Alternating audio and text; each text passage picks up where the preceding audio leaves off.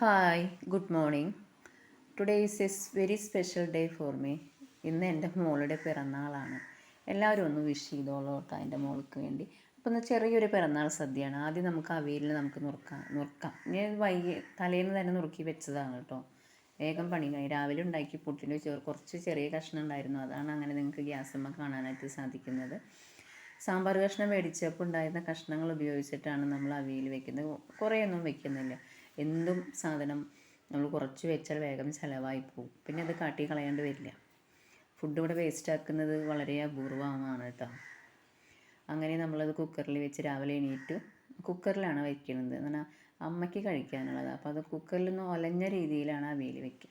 അപ്പോൾ കുക്കറിൽ വെച്ചു. അപ്പോൾ ഗ്യാസ് അടുപ്പുമ്മ നമ്മൾ പപ്പടം കാച്ചി വെളിച്ചെണ്ണയിൽ നമുക്ക് സാമ്പാറിന് വറുക്കാലോ എന്ന് വിചാരിച്ചിട്ടേ അങ്ങനെ നാളികേരം അതൊക്കെ ഇന്നലെ ശരിക്ക് വെച്ചിട്ടുണ്ടായിരുന്നു. നാളികേരം ഇട്ടു, ഉലുവ, ഉഴുന്നും പരിപ്പ്, കടലപ്പരിപ്പ്, വേപ്പിൻ്റെ ഇല, ചുവന്നുള്ളി, ചെറിയ ഉള്ളി ഉണ്ടായിരുന്നില്ല, അപ്പോൾ വെളുത്തുള്ളി ഇട്ടു കേട്ടോ.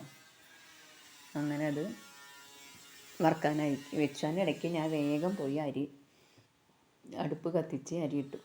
അപ്പോൾ നമ്മുടെ അവിയൽ വെന്തിട്ടുണ്ടായിരുന്നു. അപ്പോൾ അവിയലേക്ക് നമ്മൾ നല്ല ജീരകം, പച്ചമുളക്, കുറച്ച് നാളികേരം കണ്ടോ. അവിയൽ ഞാൻ മാറ്റി അതൊന്ന് വെറുതെ ചതച്ചെടുത്ത് അതിലേക്ക് ഇട്ടു.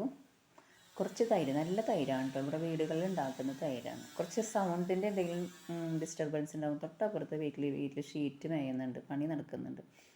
അങ്ങനെ നമ്മുടെ ഒഴിച്ച് നോക്കിയപ്പോൾ കുറച്ച് പുളി കൊടുത്തില്ല, എന്നാലും സാരില്ല, അത്രയും അവിയൽ വേണ്ട. കേബേജ് തോരനായിക്കൊണ്ടിരിക്കുന്നുണ്ട്. അപ്പുറത്തടുപ്പുമേ സാമ്പാറുമായി. സാമ്പാറിലേക്ക് വറുത്തതൊക്കെ അരച്ച് വെച്ചു കൂട്ടാണ്.